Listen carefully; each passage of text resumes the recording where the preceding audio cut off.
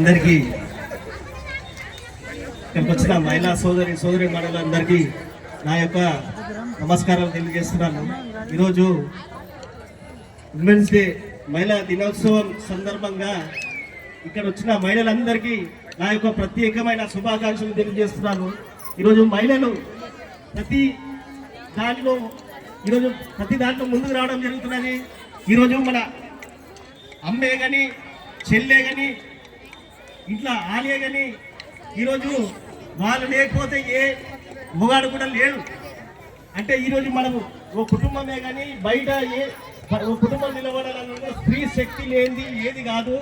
ఈరోజు అదే స్ఫూర్తిగా చాలా మంది ఈరోజు మనం బయట కూడా చూస్తున్నాము. ఉద్యోగాలనే కానీ ఇక్కడ స్కూళ్ళ టీచర్లే కానీ మరి ఎంతో ముందుకి ఇక్కడ ఒక్కొక్కరు ఒక్కొక్క రంగాన్ని ఎంచుకొని వాళ్ళకి సంబంధించినది స్త్రీలు వాళ్ళు ముందుకెళ్ళకుండా వాళ్ళ కుటుంబాన్ని చూసుకుంటా ఇక్కడ మన వాణి వైద్యుల వారు సోషల్ సర్వీస్ చేసుకుంటా ఇట్లాంటివి ముందుకు వస్తుంటే వీళ్ళందరినీ చూసి ఎంతో గర్వంగా అనిపిస్తున్నది. మరి మనం ఒకటి గుర్తు చేసుకోవాల్సిన ఒక విషయం ఏంటంటే ఎక్కువసేపు సమయభావం వల్ల ప్రతి మహిళలు మనం ఆ రోజు చూసాము. తెలంగాణ వచ్చినప్పుడు ముగ్గురు అమ్మలు అనేది ఉండే. ఆ ముగ్గురు అమ్మలు మామూలుగా కాదు, ఒక స్త్రీ శక్తులు వాళ్ళు.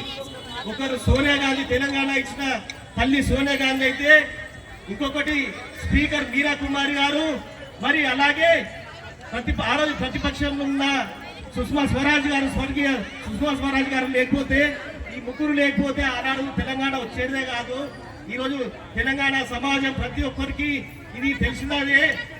మళ్ళీ ఇట్లాంటి ముగ్గురు మహిళా శక్తులు లేకపోతే ఈరోజు తెలంగాణ వచ్చేది కాదు అనేది ప్రతి ఒక్కరు మనము ఇట్లాంటి స్ఫూర్తిగా తీసుకొని మనము ఒక ఉద్యమం చేసినా ఏది చేసినా ఒక స్త్రీలు వీళ్ళ ఆశీర్వాదం లేనిది ఏది కాదనేది మనం ప్రతి ఒక్కరిని గుర్తించుకోవాల్సిన విషయం.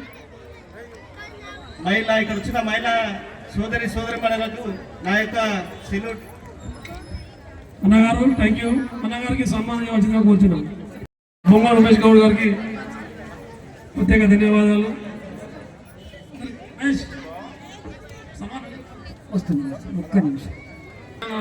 నెల్లూరు శ్రీనివాస్ అన్నగారు కూడా ఒక నిమిషాలు మాట్లాడతాడు రమేష్ అన్న సన్మానం తర్వాత. రెడ్డి గారిని కూడా సగర్వంగా వేదిక మీద ఆహ్వానిస్తా ఉన్నాం సార్. ఓకే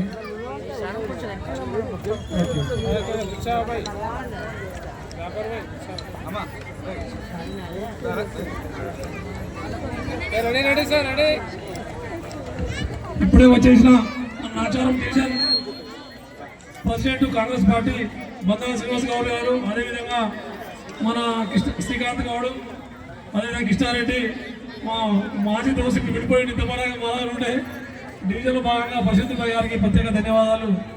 ఇప్పుడు మన సీనన్న నిమిషాలు మాట్లాడాల్సిందే కోరుచున్నాం.